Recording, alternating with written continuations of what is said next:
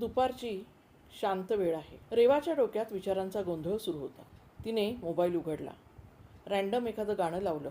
अचानक तेच गाणं लागलं की ज्याच्यात तिचीच स्टोरी चालू असते. तिला खूप आश्चर्य वाटतं. ती रिपीट परत परत तेच गाणं ऐकू लागते. ती तिच्या भावना कोणाला सांगू शकत नव्हती.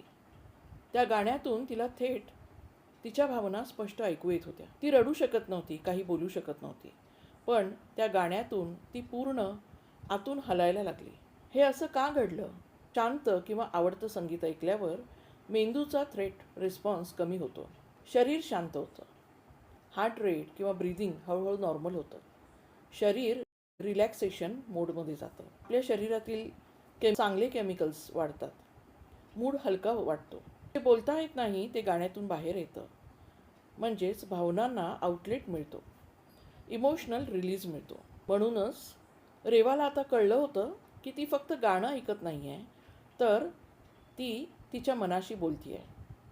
परत परत तिने रिपीट तेच गाणं ऐकलं आणि ती शांत झाली, आतून हलकी झाली. मंडळी, तुम्हाला हे पटलं असेल तर माझा व्हिडिओ लाईक, शेअर आणि सबस्क्राईब करा. थँक्यू.